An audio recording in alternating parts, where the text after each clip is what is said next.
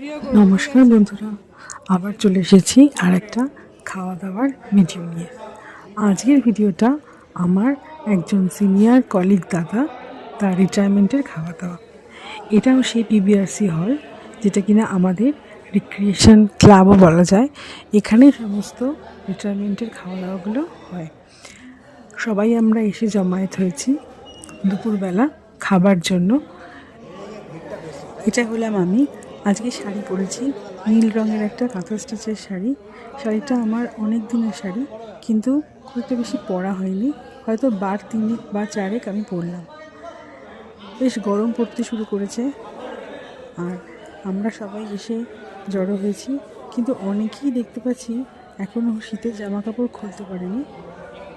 কিন্তু আমার একটুখানি গরমটা বরাবরই বেশি, তো এত কথার মাঝখানে চলে এসেছে বেগুনি।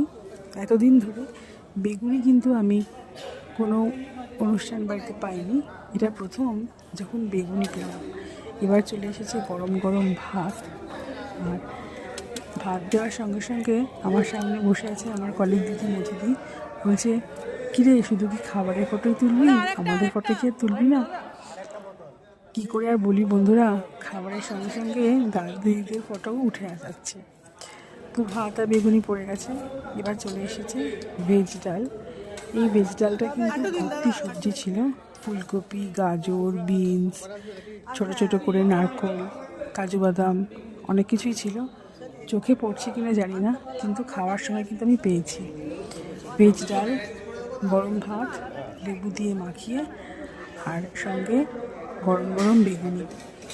এবার চলে এসেছে ফুলকপি চিংড়ি। ফুলকপির সঙ্গে চিংড়ি মাছের কম্বিনেশনটা জাস্ট অসাধারণ, খুব ভালো লাগছিল খেতে। প্রথমে যখন আমাকে ফুলকপি চিংড়ি দিয়েছিল, তখন একটাই চিংড়ি দিয়েছিল, কিন্তু চেয়ে আমি 2টো চিংড়ি পরে আরও নিয়েছিলাম। তোমরা সেটা দেখতে পাবে। চিংড়িগুলোর খোলা ছাড়ানো হয়নি, যদিও অনুষ্ঠান বাড়িতে কখনোই চিংড়ির তরকারিতে খোলা ছাড়ানো হয় না, তবে আমার কিন্তু খোলা ছাড়ানো চিংড়ি ভালো লাগে।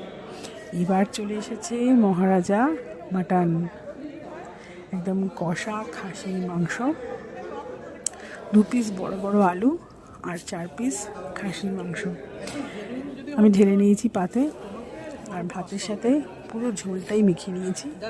গরম ভাত, আলু আর মাটন। এবার হচ্ছে পাঁপড় আর চাটনির পালা। চাটনিটা ভীষণ মিষ্টি হয়েছিল, খুব ভালো খেতে, টমেটোর চাটনি। আমার এখনও মাংস খাওয়া শেষ হয়নি, তার মধ্যেই চাটনি পাঁপড় দিয়ে গেছে। আর